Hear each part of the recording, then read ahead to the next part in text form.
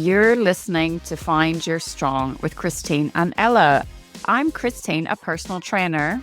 And I'm Ella, a nutritionist. And we're both also intuitive eating counselors, both fiercely non-diet and both done with toxic wellness messaging. In these episodes, we talk honestly about how to care for your body without guilt, shame, or restriction. We are so glad you're here. Let's find your strong.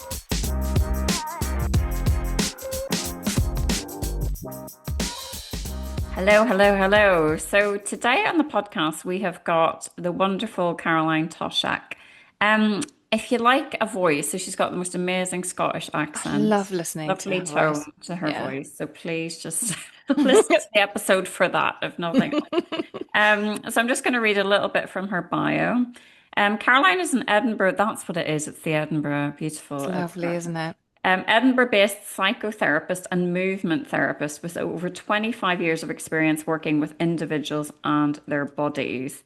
She has particular expertise in eating disorders, which is rooted in her own recovery journey.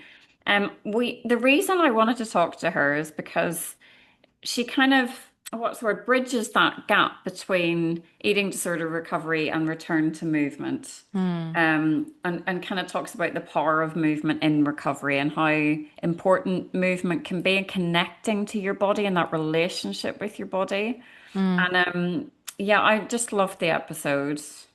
Yeah, it was just so interesting to listen to how she does that bridging of that gap in the middle that you just mentioned. It's that getting into your body, which can be really, really scary for some people, and how to do that with people who are maybe in recovery from an eating disorder, and how important it is to not just think your way out of something, but actually tap into your body, feel the feelings and the sensations. So I thought it was fascinating how she And if does you that. and if you haven't had an eating disorder as such, it's still really powerful Oh because yeah. we're talking about the power of movement quite apart from weight loss or Mm. aesthetics or body composition. And it is about sort of that slowing down and tuning into your body and rather than punishing your body. So it's a really, really interesting listen. You will Hmm. love Caroline. So Hmm. without further ado, here's the episode. So, welcome to the podcast, Caroline. How are you? I am good, thanks. I'm happy to be here and chat with you guys. Looking forward. Fabulous. Chatting is what we do very well, Christine. Isn't that right? I'm in the Yeah, right that's what place then. well, we do a lot of it, whether we do it very well. Well, Another thing. So just before we hit record, we were chatting about running and running in the rain and running in the sunshine, and movement and all of that good stuff. So I want to start from the very top, Caroline, with a little bit about you. I want you to take us back to how you came to this work. Like Okay, you can be as detailed as you like. Just say,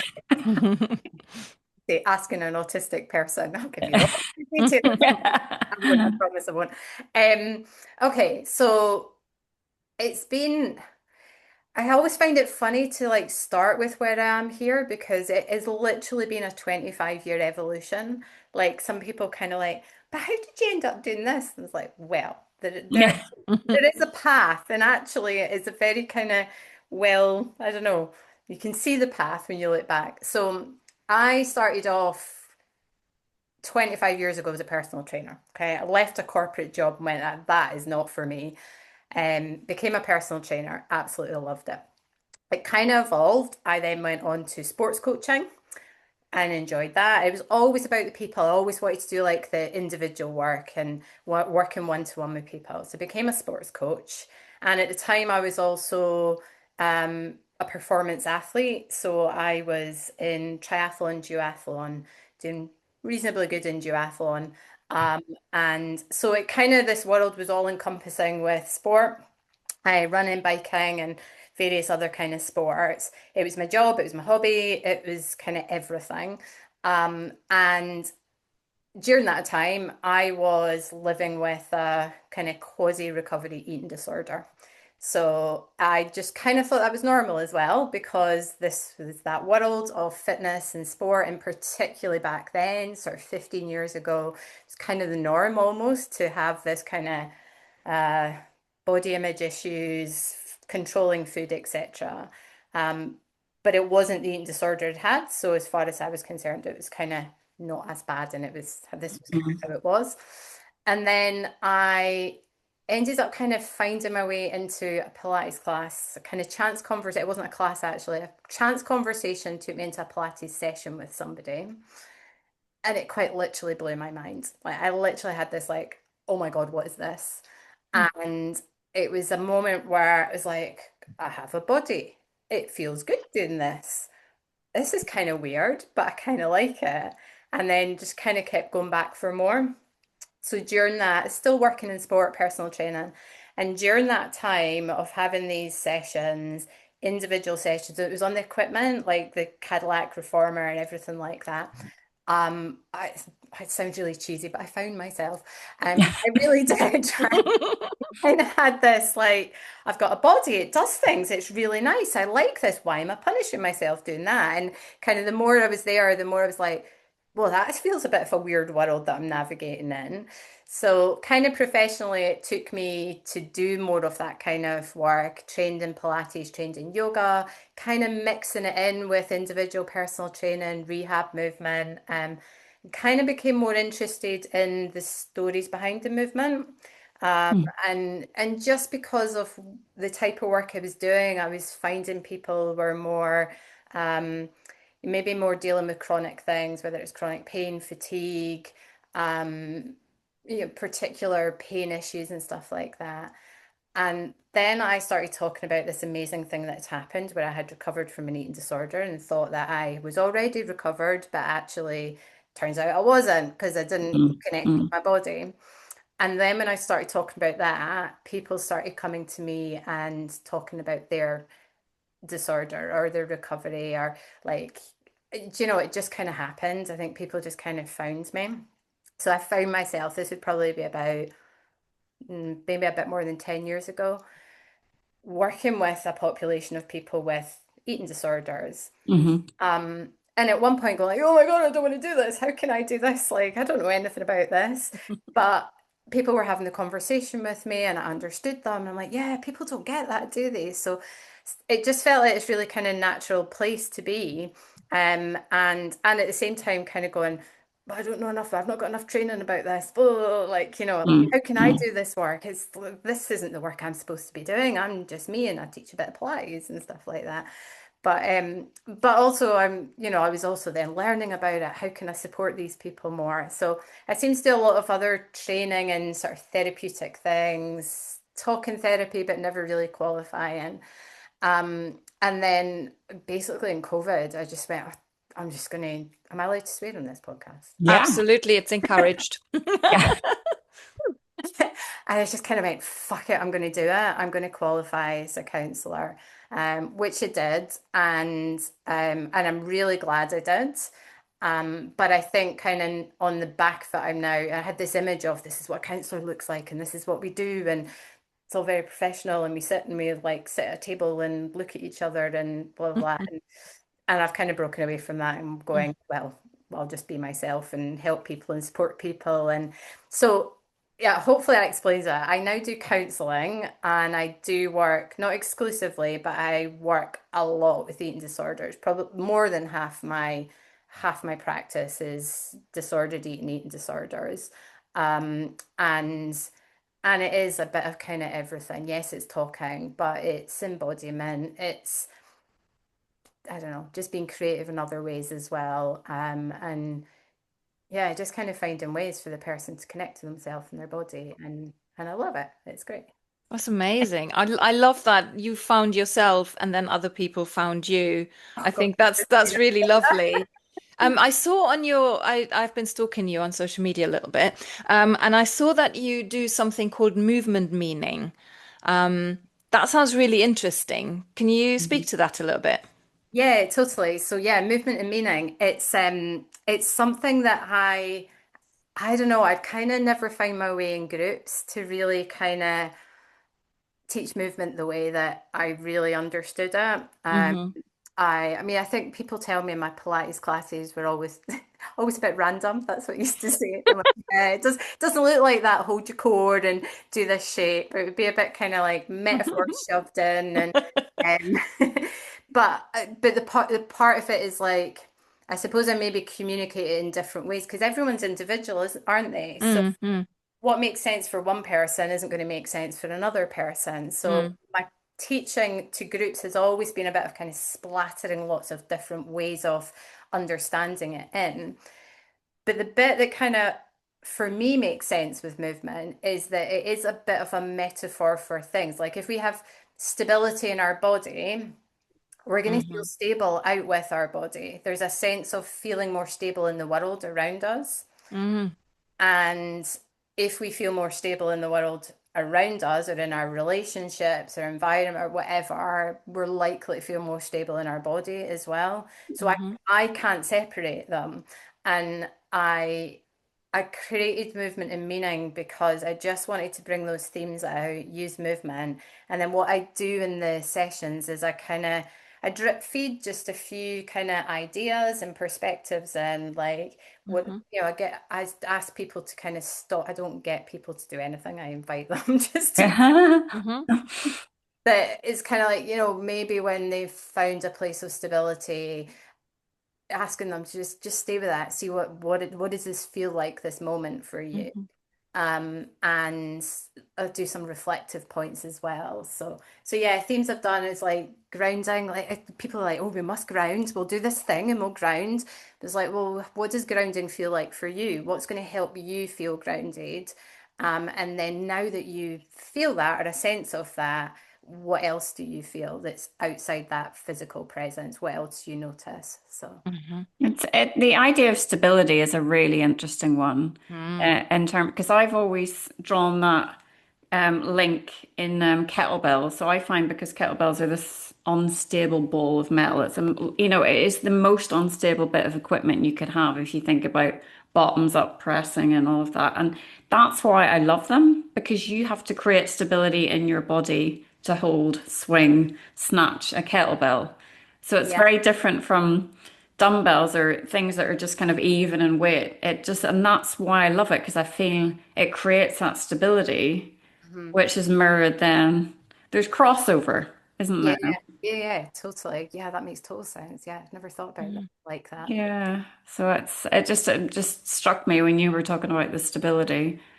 It But sounds like mm, you kind of you've got from that kind of what I got from the Pilates equipment, because the other thing that I think is like resistance. That's another yeah, one for me. yeah. How you meet resistance. Do you meet resistance afraid of it and kind of pulling, Hmm. or do you push it mm, away, or do you kind of find this place where you meet it and can hold the resistance and do you know what I mean? Meet it with the same. Oh, I love that. And when we do it in our body, we also do that outside, like in conversations with people, or I don't know, in conflict, or there's so many other places that resistance happens, but somehow the physicality of it Mm. teaches our body and teaches something unconscious in us as well.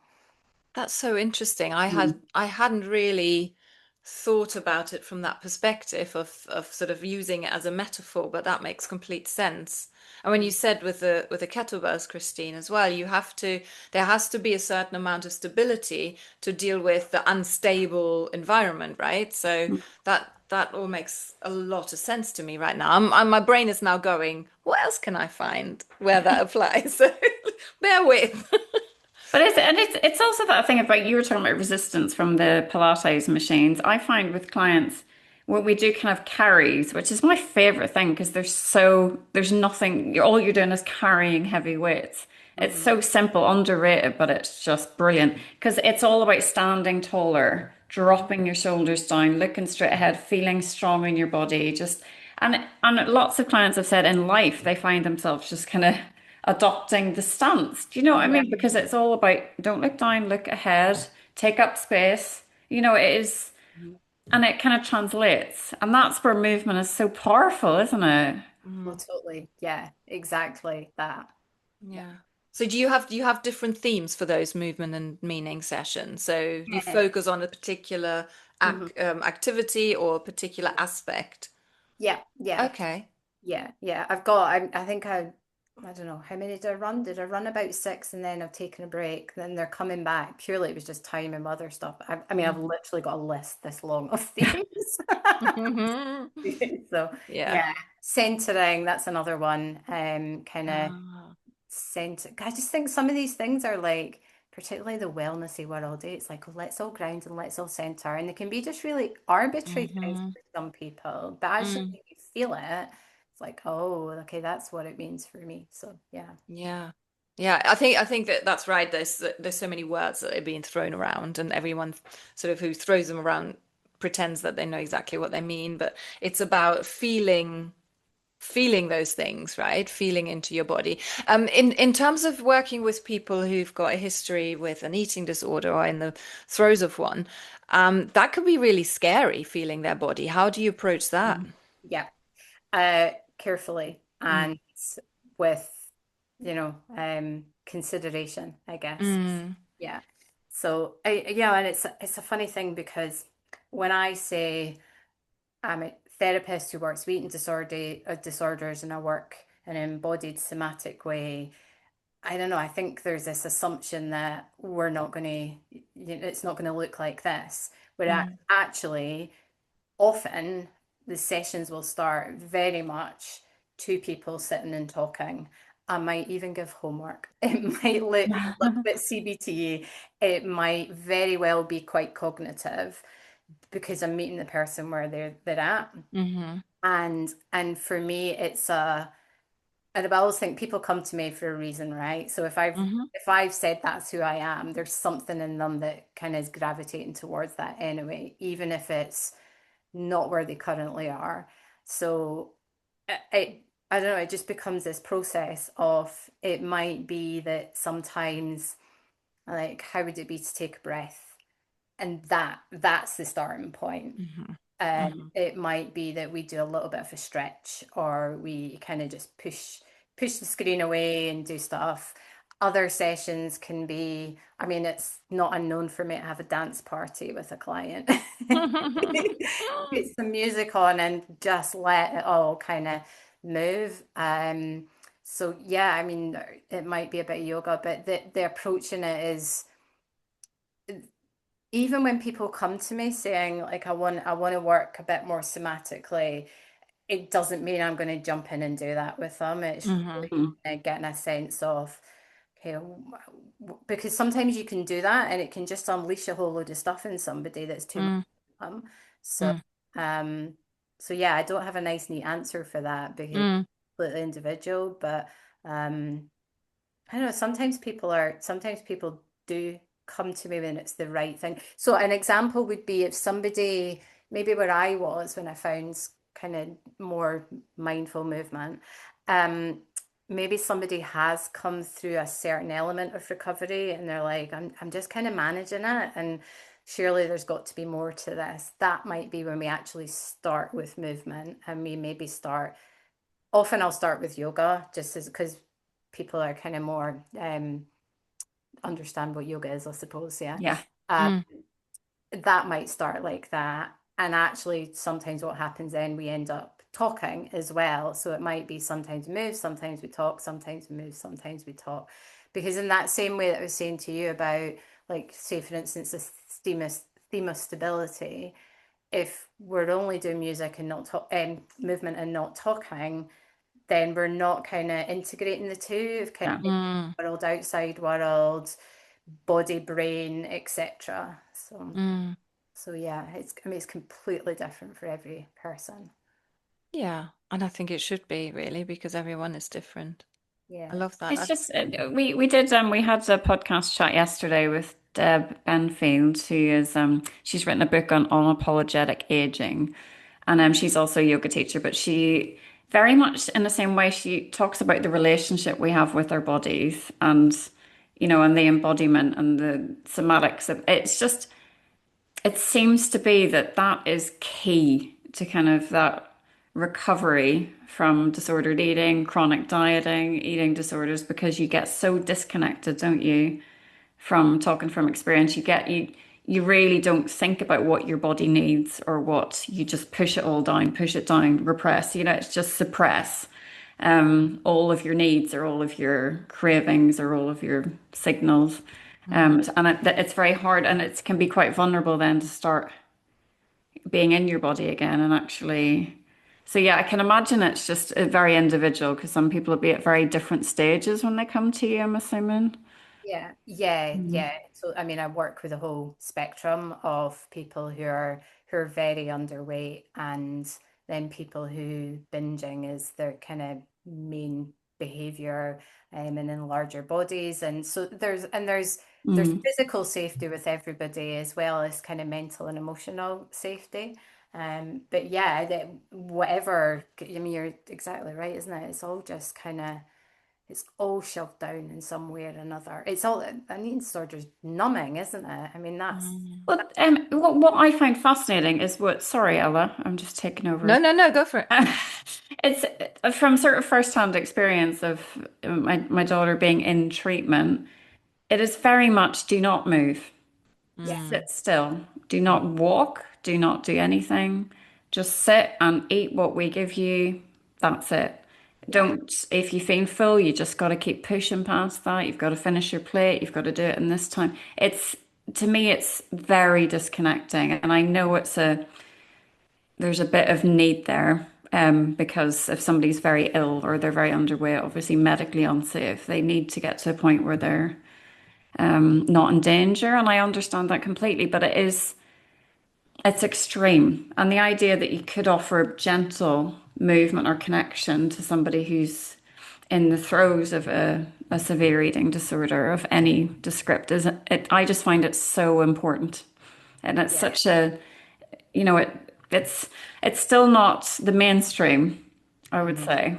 Mm. Yeah, I mean, I totally agree with you. And I do think it's so difficult, isn't it? Because there is a physical safety in some ways, but it is just kind of it's recovery through thinking as well, thinking and Yeah. doing, not feeling. Hmm. And there's places where there's elements, what am I trying to say? There's instances where absolutely minimum amount of movement is what's going to help someone at a certain point. But I do think the minute any kind of movement or connection can come in has to come in as soon as safely possible. Yeah. Mm. So that because you're right, I don't think you can recover from an eating disorder if you're not connecting with your body, if you're Mm. feeling that Mhm. embodiment. So in my world, it should be there through it all. From it should be there in hospitals, it should be there in Yeah. recovery centers, and I think it is in some. So I worked in Yeah. a recovery clinic for a while, and I was their movement therapist, and Oh, it was just like, oh, what a breath of fresh air to be yeah. allowed to do this with To people. have that, yeah. Yeah. Yeah. And I know, and I'm really fortunate to know somebody who works in the eating disorder unit that's near me.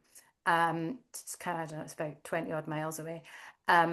She's a physio and she's a really specialized physio. So she has that kind of embodiment aim and will try to bring stuff in when possible, even if it's sort of psych ed around the body and Mm. bringing the body into conversation in a more connective way, and then bringing in, like, she'll do things like body scans with people and Mm. stuff like that, which I mean, it's amazing, but I think there's like 5 physios in the country who do that kind of work. I know. That's tragic, isn't it? I mean, that should be part of every recovery program for sure. It's so important when it just really brought it home when you sort of said about, thinking your way out of something. You just can't, can you? You can't have that in isolation.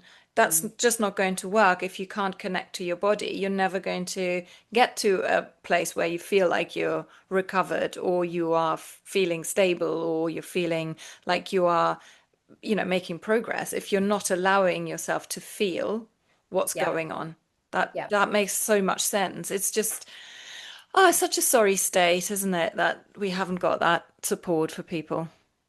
In Sorry. Scandinavia, if you, because you're both interested, but I know from like that movement sort of connection you were talking about, Christine, in Scandinavia, it is threaded through recovery. So Nice. they are the Interesting. leaders on some kind of embodiment. They do like body awareness, and it's apparently, I mean, I haven't been there to see this, but their clinics are essentially, well, yes, we'll do the food, and yes, we'll do like, the psychotherapy, and yes, we'll do the body work. Like that just is their kind of model, Mm.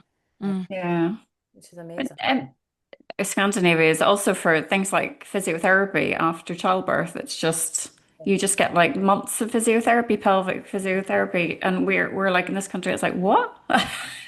Just Like, get what? sent away with a leaflet. There you go. Good luck. But I was wanting to touch on something that you said quite early on, which was about yourself and your own story and how it applies to maybe our listeners or, many of us, to be honest, being in that messy middle where you kind of think, I'm fine now. But actually, you've still got those behaviors and those thought processes going on. You're still maybe compensating in so many ways with movement. I find that's a really common theme that, you're eating maybe a little bit more, what's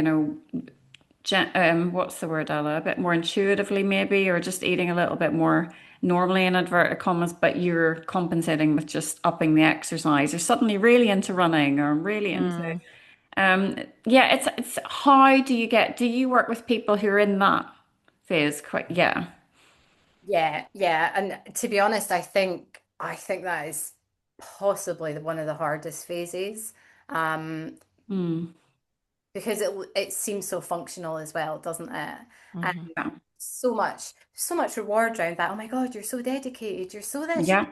Hmm. Oh, I wish I had Mm. that endurance. And so there's a lot of praise comes with it. Mm. And to not have that, or to feel like, if you're not doing the amount, you're not going to have that, is scary. Hmm. And then where it is that kind of, well, I know if I do this, I can eat, or if I've eaten and I'll do this. They're so fused in with each other. And it's absolute common language, isn't it? Like, I'm not always a member. I happen to be a member of a gym just now, and every so often I go, I don't know if I might be in the gym. Because then you hear folk going, oh, I've done this, so I can go and eat cake. And you're just like, Earn your calories, right? Yeah, that sort of yeah, narrative. totally. I mean, I think it is. I see it better than it used to be. I mean, it's still maybe it's just all all fucked up in a different way, but Mm. Yeah. maybe it's like they think they know the language they shouldn't use, but there's an undercurrent of something else instead. Uh, Mm. but yeah, I do. I think it's so difficult, and actually for me, that compulsion exercise was by far the hardest thing to break. Mhm. I was just going to say, have I broken it? I have broken it, but it'll be the first thing that'll return for me if I'm like, I'm feeling really Mm. crap about stuff, or I'm just going to go and do more exercise this Yeah. week.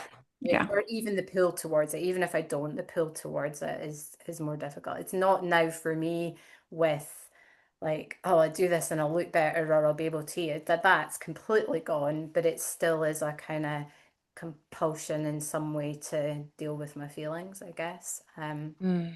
That And that's a really hard one to break, I think, because Mm. I'm exactly the same. And I've always got that with running, that weird relationship, because I do love running very much. And I've done marathons and things, but I don't know. I kind of go in and out of it because I do find sometimes my relationship's a little bit toxic with running. Even though I do love it, I can get very easily sucked into, okay, I'm going to do a marathon now. I'm going to train all the time. I'm going to go, and I might have to go, why am I doing this? Why? Mm. You have to really, because to some degree it does make you feel good. You get the endorphins from long runs. There's nothing wrong with enjoying a run. So it's work, isn't it, Carol? Yeah. yeah, it totally is. And I think it's I was just gonna say that, like, no, some of it is like, I mean, I would say I'm recovered, not in recovery. That's how I describe it. But I have these shadows of behaviors that when they spin round again, I kind of like, what's going on here? Like, what is Mm, this about? And I think and that's, I suppose what I'm trying to say is that's what I will do with clients. It's like, right, okay, what was going on there, right? Mhm. Let's yeah. not shame the behavior. Let's understand that there's a lot of different things going on. There's freaking culture going on and social media, blah, blah, blah, blah, blah, blah. Of course you're going to do that. Of course Yeah. you can be held back to that. But what was really going on here? Mm. As I'm doing that with clients, I'm doing it with myself at times as well. Yeah. Mm. So Yeah. I might be a bit further down that journey or something, but it's still when it circles around, it's like, what's going on? Was that really the best thing? Nah, probably not. Is it really that bad in the grand scheme of things? Well, let's not batter myself about, but let's be conscious that maybe next time you want to do something different. And Mm. yeah, I do think, and some of it I think probably is just that physicality of it as well, eh? Mm. It's Yeah. almost an It's unconscious pull. I think it is because it makes you feel better in the moment. It's Mm. really tricky to disentangle that from disordered behavior, isn't it? And Mm. but I think the key here, what you both said, is being aware of it. I Being think aware that of it. is that is where the work really comes to fruition. If you're doing the work, yes, you might still engage in those behaviors, or when shit hits the fan, you might think, oh, I'm going to go on a 12-mile run. But being aware of, oh, okay, that is why I'm going on a 12-mile run, because things are going pretty badly right now. I think that awareness is Yeah. key, isn't it? You can still go, but don't beat yourself up over it, right? Yeah. Can I move in? I think this is probably kind of related to what we were just talking about. I saw a post of yours on ADHD and dopamine. And I feel like sometimes these behaviors also are dopamine seeking behaviors where we want to have a hit and we just need that. Oh, this Yeah. feels great. Um, and you said something about seeking dopamine in and of itself as a reward thing isn't a bad thing. It's just, is there a more nourishing way of doing that? And I absolutely loved that. And you covered lots of different areas like movement and novelty and completion, social sensory, all of those kind of dopamine seeking activities that we may engage in. There are some that are more nourishing than others. Would you mind sort of sharing a little bit about that? Because I think that is just amazing. Yeah. She says now trying to pull that post into her head. Um, yeah, so I there's a couple of things with dopamine that how do I describe this? So in a let's use this isn't just about eating disorders, but I'm going to Mm, use that as an example, okay? That somebody is in eating disorder behaviors. Yes, they might go or in that kind of compulsive towards exercise, might go out and absolutely pound themselves with a 12-mile run and afterwards like, yes, brilliant, they've got that hit from it, right? mhm, And that can be not in the conversation we've just had, that can be nourishing in some instances, but it can also not be. And it's mhm, about what behaviors are more self-punishing. Like, so there's so many things that scrolling through Instagram, dopamine, dopamine, dopamine, right? It's like there's mhm, nothing bad with scrolling through Instagram, but is it really the most nourishing, or is this numbing you? mhm, Is it taking you away from something? mhm, mhm, Equally, I now can't think of things, but I suppose it's about the ones that are maybe a bit more on the self-punishing or Mm. self-destructive. mhm, But at that time, there's a dopamine hit from it. mm, Engine's the same, right? And mhm, what's the cost of that afterwards? So you get mhm, a high spike and then feels good, and then you're left with that, whether it's shame that comes after it or kind of like, God, what's that done to my day or da da da, da, Mhm. whatever. Mhm. Yeah. And then there's the more nourishing ones where like, yeah, it's going to give you a dopamine. You're going to do some movement, but mm, can this be more nourishing? Can this be I don't know, if we've talked about a 12-mile run, can this be a 6-mile run that has a couple of little intervals that give you a little bit of something, and then towards the end, it's much, much slower and you come out fit, but you get a little bit of something, and actually mhm, you go away properly feeling good from it. Or you put some music on and have a dance party, and mm. telling the person that's beating themselves to like always flog themselves in the gym to do a dance party is like, no, I'm not going to do that. But essentially, it's like moving them towards those kind of things that are more nourishing and bringing in more nourishing ways of getting dopamine, Mm, high hits in the self-punishment. mm, I think those ones as well is where you get a more sustainability as opposed to big spike, big drop, big spike, big drop. And mm.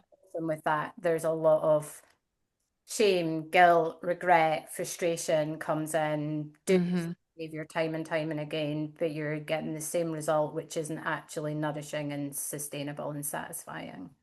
That makes so much sense. So it's a sustainability part of it that doesn't have the shame and the guilt and the, when you sit there and you scroll through Instagram for an hour, that inevitably makes you feel, oh God, I've just wasted my Yeah. time. I feel really bad about that. I shouldn't have done that. But choosing something else that might be social and sociable would be sort of lasting you a lot longer and keeping you um, at a certain level of feeling good. Yep. Okay, that makes And sense. I had a little nice dopamine seeking experience this weekend, just like what you were saying there, Caroline, is I really felt need to go for a long run. I've not been running longer than kind of 3 or 4 miles for a while. And just there's a lot of stuff going on. And I thought I just need to get out. And the weather was looking cool and lovely. And I thought, right. And rather than doing the 12 mile or which would have been silly because I just hadn't been running that much, I did 3 miles to a really nice cafe and had a flat white and walked along the beach. And then I did another 3 or 4 miles back home, slow, with a podcast on.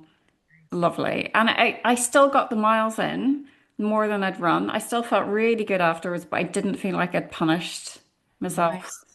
And, it was like used to be I couldn't stop if I'm doing a run. You had to keep going, keep going. Mm. Whereas now I have no issue stopping for a coffee or just like taking a little seat for a minute or just, and I think that to me is where I've grown, Mm.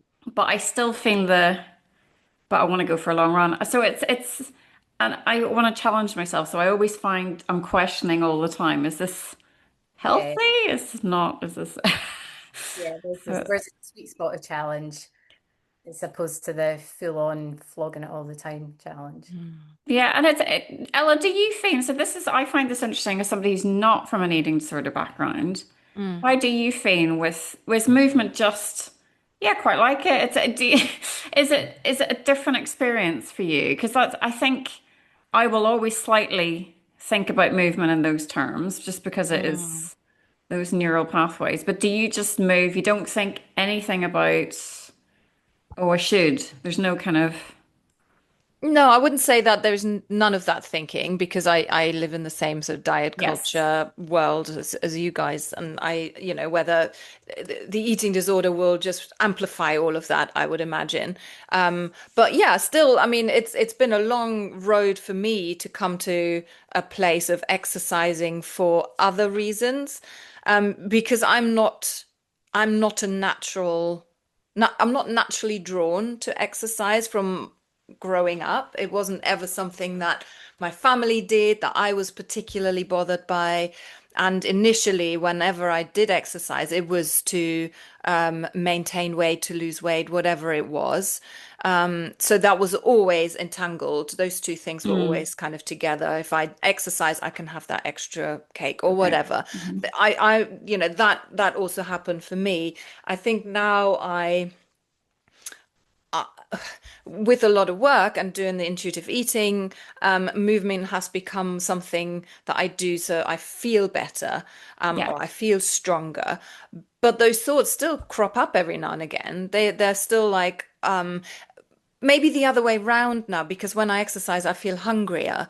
So it's that way round rather than me thinking, oh, I can now eat that cake because I've exercised. It's more like, oh, that's why I want the cake because I have exercised. Does that make sense? So Mm, it's a nuanced difference, but that's taken a lot of work and reflection and being aware of what's going on in my body. So I would say for you guys coming from an eating disorder background, it's probably a lot more amplified and you must question it a lot more than I might be doing. But yeah, I think I know what you're talking about, but I don't know mm. to what extent, if that makes sense. Yeah. Yeah. Yeah. I mean, it's kind of you're saying you're in a gym. It is just everywhere. It's the kind of sea we swim in, isn't it? That, your summer bodies are made in winter and get the Miley Cyrus arms, wear the tank tops in summer if you do this workout, or. shred, the Christmas shred, or the, Mm, it's just, it literally is equating movement, weight loss. Movement, weight mm, loss is just, across social media, it's just inextricably linked. And I find that that's the hardest thing, certainly with clients. I don't know if you find that is generally, Caroline, it's the hardest thing to go, actually, here's what movement does. Weight loss is over here. Yeah, Yeah. I think it depends on the client, but I actually think there's quite a lot of awareness of Mm. diet culture. When people come to me, there's some awareness that diet culture isn't helpful and it's there out there all the time. Yeah. I think it's where it's threaded through from an early age to them. Maybe they're not realizing how much of that, even though they might be conscious that this stuff actually isn't good and isn't healthy, they're maybe not aware of, well, for whatever age that person is, it's been there through your whole life. mm, Yeah. You might be aware of it now, but the impact of that and where you believe that at that age or where this happened, that's kind of in your psyche and in your behaviors somewhere. mm. Think that's more where I experience it, but it's possibly just where people come to me and at what stage they're coming or what they're I, not. I guess that's right because probably Ella, if somebody was coming to work with us as well, Mm. they're going to be searching out us for a reason, aren't they? Yeah, yeah, exactly. Because we are slightly different from other providers and therapists that in that, we work on a different. They're going to have an awareness, Yeah, they will have sought us out because we offer something slightly different. Yeah, and they would have an awareness of diet culture and how it's definitely. impacting them, wouldn't they? And Yeah, it's almost like yeah. it's no, Yeah. Yeah. I get a effort. lot of people that contact me who have been practicing intuitive eating, but they got stuck somewhere along the Yeah, way, or, they're in eating disorder recovery, and that's the sort of thing, the next step for them, that sort of thing. Yeah. But I've never had anyone contact me who said, "What's intuitive eating?" I've never heard of that. Yeah, yeah, yeah. That's. true. I wanted to ask you, Caroline, what is next for you in terms of have you got any? So I've got two pronged questions. It's not the right word, but you know what I mean. So I'd love to know what movement goals, if any, you have. So coming from that athletic background, have you got any goals in the next year or so, 2 years, 3 years that you really want to accomplish? Are you goal driven? And at the moment, or Talking personally for me, personally, yeah. I'm glad you asked that. Yeah. It's an interesting phase I'm in. Yeah.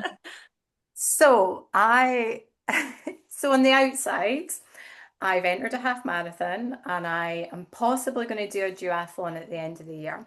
Right. Not now that I've told you it's going to be anyone who You listens, gotta, You have to you do have to it do it now. now. Yeah.